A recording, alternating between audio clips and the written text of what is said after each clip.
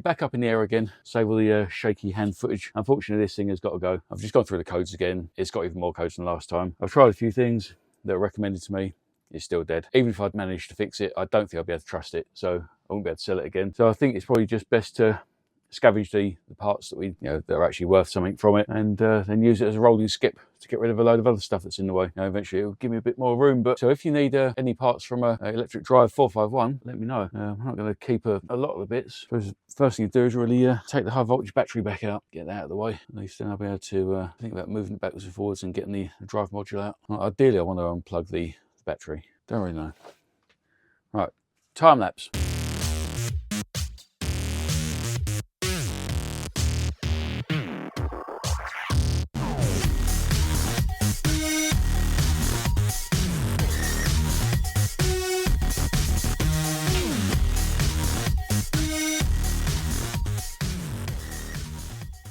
Totally forgot how much of a fuck around it is to get the battery out. So there are side impact protection bars, lots of plastic, lots of bullshit in the way, the underrun protection thing. And now I've got a drain, obviously both sides, and there was one particular fixing that was stuck, so that got removed with force. Right, now I've got to drain the coolant.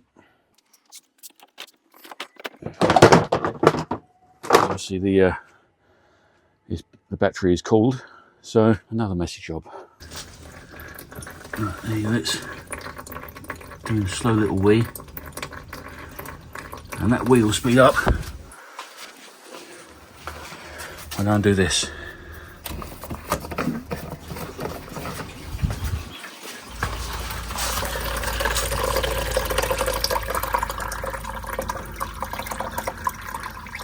Even when it tells you it's out of water, don't believe it.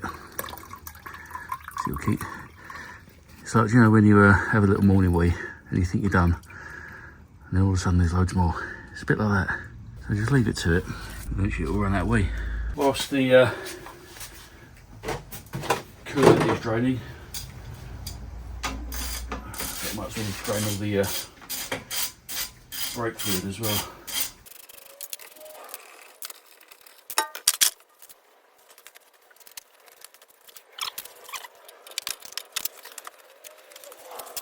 $50mm, first time.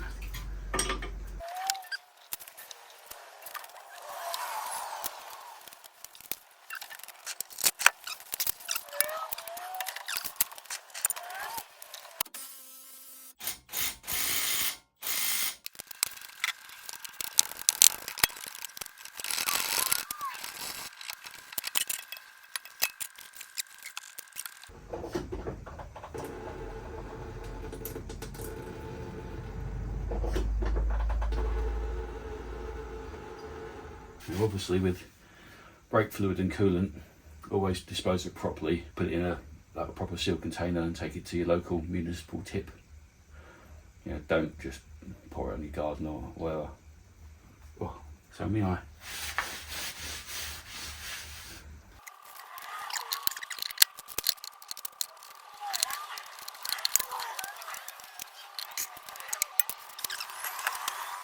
Right, there's a person who will remain unnamed, who whenever anyone says about buying reinforced brake hoses, so the sort of ones, hang on, I can even show you, come with me.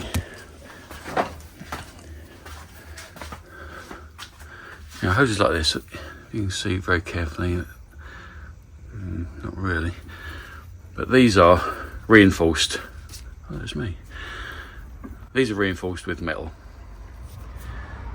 Yeah, and there's a certain person who will say you don't need to buy those, they're a waste of money, because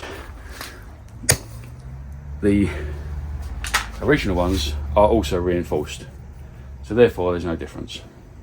Obviously the person doesn't understand the difference between metal and what's usually in these, which is normally cotton. This is what you get inside it. It's almost like a twine, like coal sack sort of shit. I mean, is it reinforced? Yeah, of course it is. Otherwise it'd just be a plain hose with nothing around it. Is whatever this is, sisal or cotton or whatever, rayon, is that going to stretch less than metal? No, of course it's not. Is this okay for standard cars? Yeah, of course it is. But, you know, if you're going to start stamping on the brake pedal and start racing your car around like a complete nut job, then you might want to consider getting better brake hoses that aren't full of t-shirt material.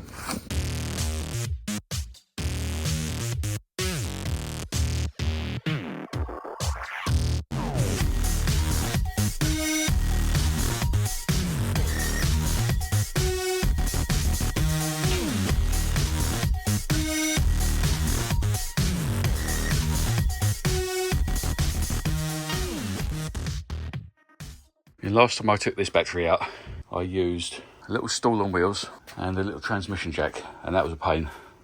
That was a lot easier, even though this thing weighs, what does it say on there? 178 kilos. This thing does not like to move. But the car is now a fair bit lighter, with all the fluid taken out of the battery. So now we can look at removing the entire motor and frame, stealing some of these bits.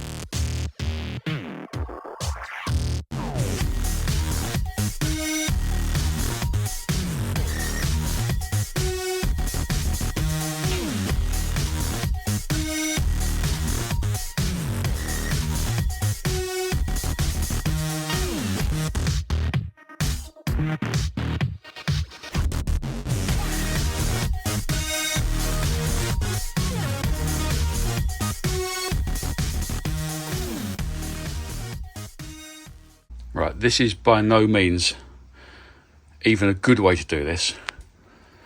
Now I have got a seesaw ramp that previously slid in there, you pump it up, and then obviously because it's now front heavy, because you've unbolted the entire rear subframe, it tilts forwards. Problem being, it's there behind the big cabinet, and I can't be asked to get it out, to be honest. Thought I would rather almost kill myself than have to get that out. So yeah, this side I've got a standard axle stand. This side I've got it up on the jack. Got an old clutch wedged in. Either side of the wheel. Yeah, it's fine.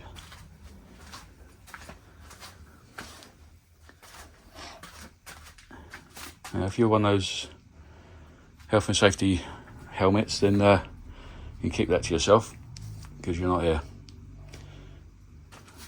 So, finally got the engine out. Motor, not an engine, motor. It's just as ridiculous as the getting the engine out of an ice car. There's all these connections and water pipes, and every time you undo a new water pipe, somehow it managed to find more coolant somewhere. And I did one here, and then one under there started pissing water out everywhere. And I did another one there, and then water came out here. It was just pissed me off. Everything else got disconnected correctly, except for this breather pipe of some sort. I don't even know what it is, to be honest. But it's not worth anything, so I didn't bother. In fact, I even cut all the brake pipes. This is not going back in. What I've got to do now is going to cut the drive shafts, because what people don't realise is people think, oh yeah, you save the drive shafts because they're worth it. Now the problem being is that this end of the drive shaft actually holds this bearing together, and there's a very good chance if you take this drive shaft out and put it back on the car, when you push it, all of a sudden this entire bearing falls apart, these wheels fall off like a clown car, and then you're in trouble. So if you cut it there, leave that end in there, hold the wheel on, leave that end in there to stop all the fluid getting out, and you're laughing. Not quite sure what else to save. Obviously I'll save that's the motor down there. A gearbox, well, that is just a box of gears. Yeah, nothing changes in it. That's the air conditioning pump. That spat right in my face when I thought I'd released all the pressure out the front, but obviously there was still some elsewhere, so I got a face full of some sort of oil. That stung for a bit. And this is the 3-phase converter. This is what takes the 390-ish volts, turns into 3 phases, sends it out through these 3 to the 3-phase motor. Makes it go round and round in circles, or back to back in circles. There you go.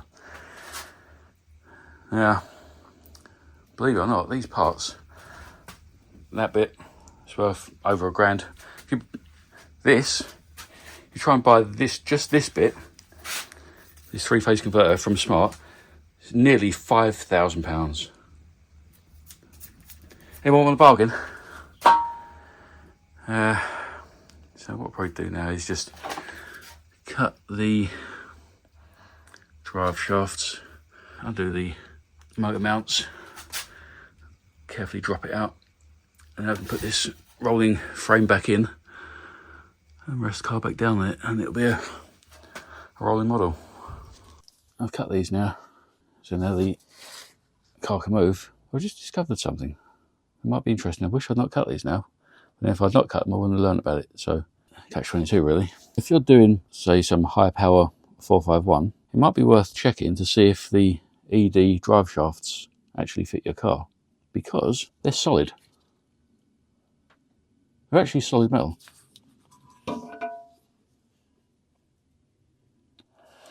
Now, correct me if I'm wrong, but I was damn sure that other drive shafts for other Smarts are hollow. That one's not even cut, but...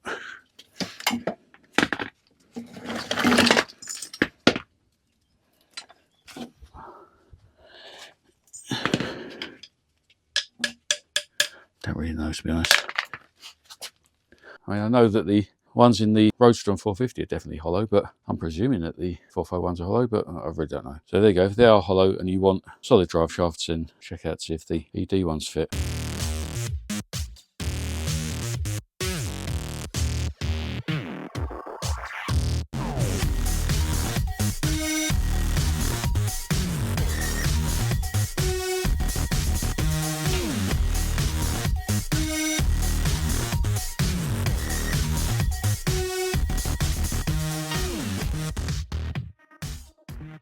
Right, there we go. The engine cradle's back in. It's actually probably the easiest one that I've ever had to do.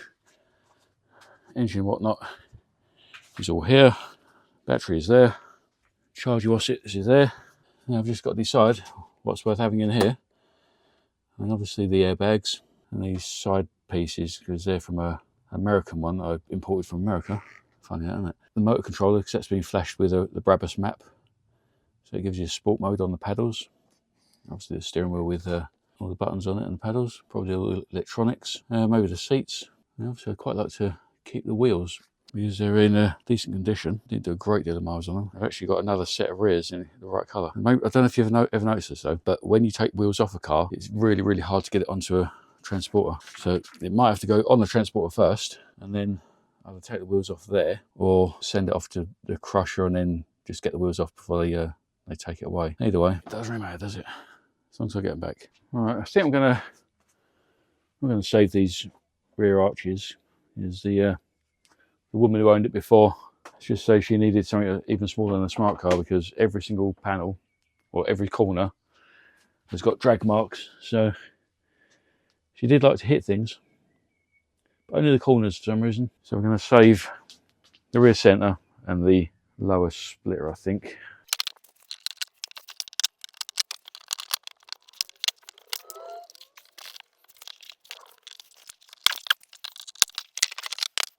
One splitter saved.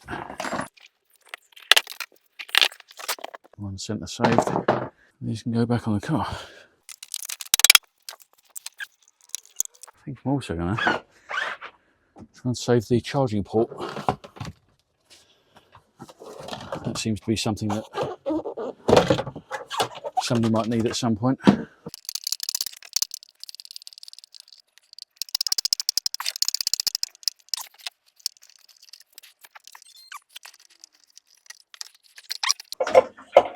Oh, hey. Saved.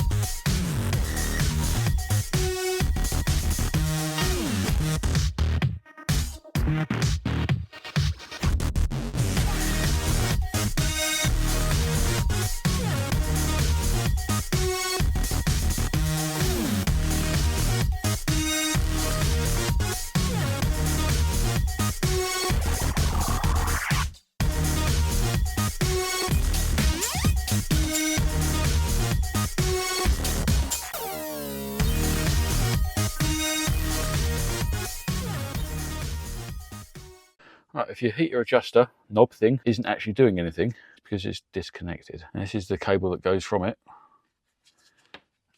And it's all hidden down behind the dashboard. Now that would go on the back of that, so we can lose that. Now, this connection here, I mean, it's right up underneath the dashboard. You might be able to get to it if you throw yourself in the footwell and look up. If we look closely, there's a little hole there, and it's got a specific shape. Now there's that little tab, and that goes the same size as the hole. So you've got to spin it round until it goes in and then clips in, and then it'll do what it's supposed to do. But currently yours is like that, and probably on there just doing that. So get it fixed.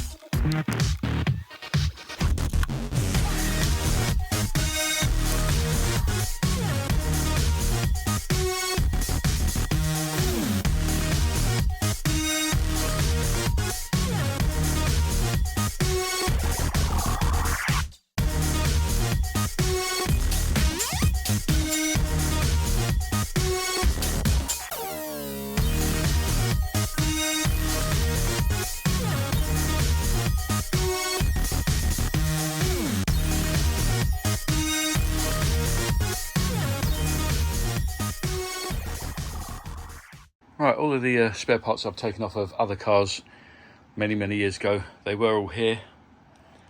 Now they're not all here. I've kept everything that's actually worth keeping, and everything else is in here.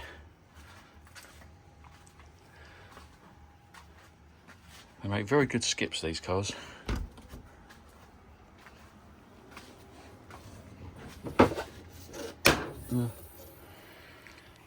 Absolutely ram solid. In here I've got a Roadster engine, a 600 engine, a 54 diesel engine, 3 gearboxes, a lot of panels, spare parts I never used, lots of plastics. What I've got to do now is work out where I can get some replacement shitty wheels from so I can get these off. And then this rolling skip can go and get crushed. I don't have loads of room then.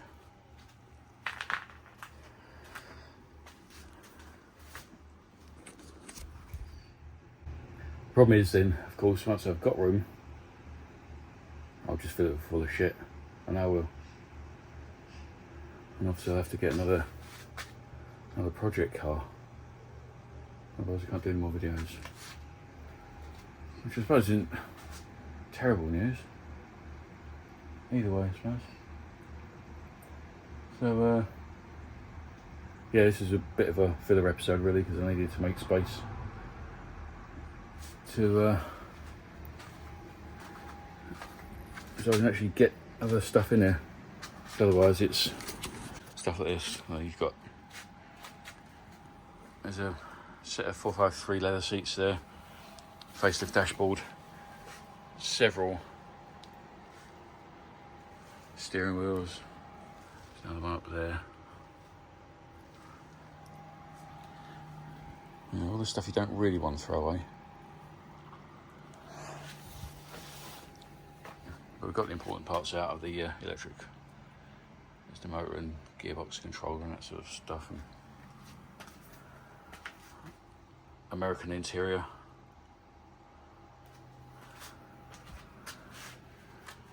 I guarantee as soon as this is gone, within a week I'll think, oh, I know what I need. Now where did I put it? And I'll spend maybe a couple of hours looking for it and then decide obviously it's in here somewhere. There's headlights, more headlights. Just a lot of shit.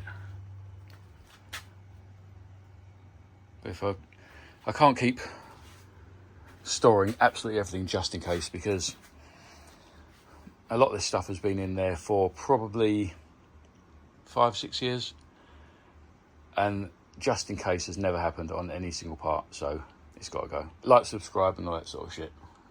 Patreon, Etsy, in the links. Bit more of a normal video next time. See ya.